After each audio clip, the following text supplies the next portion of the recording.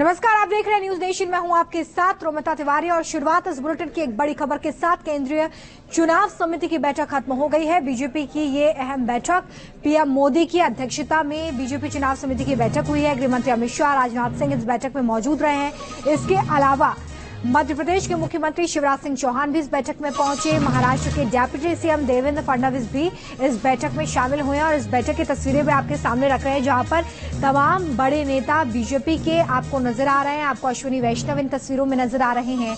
इसके अलावा शिवराज सिंह चौहान जो कि मध्य प्रदेश के मुख्यमंत्री हैं, उनकी मौजूदगी, देवेंद्र फडणवीस इस बैठक में पहुंचे। इसके अलावा नरेंद्र सिंह तोमर की मौजूदगी इस बैठक में नजर आ रही है। इसके अलावा भी कई ऐसे बड़े नेता हैं जो इस बैठक में शामिल हुए थे। संवाददाता विकास चंद्रा हमारे साथ जुड़ गए इसी खबर पर ज्यादा जानकारी के साथ। विकास जी, ये महत्वपूर्ण बैठक चुनाव को देखते हुए, क्योंकि आगामी 5 राज्यों में चुनाव, जिसमें से 3 को लेकर इस वक्त बीजेपी फोकस्ड।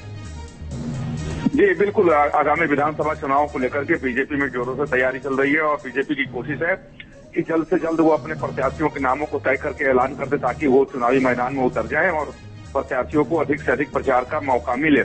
यही वजह है कि चुनाव की घोषणा के पहले ही बीजेपी प्रत्याशियों के नाम की घोषणा करने लगी है और आज केंद्रीय चुनाव समिति की बैठक में मध्य प्रदेश के 40 नामों पर चर्चा की गई।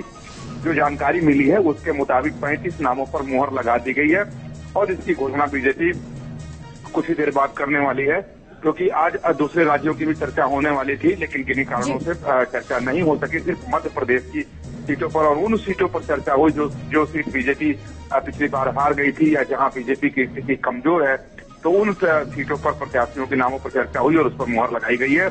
और सूत्रों के मुताबिक 35 नाम आज तय किए गए हैं और 40 नामों पर चर्चा हुई है। चलिए, नजर बना के रखे विकास, आपसे जानकारी लेंगे। बड़ी जानकारी विकास यहाँ पर ये देते हुए कि जल्द ही इन नामों की घोषणा की जाए।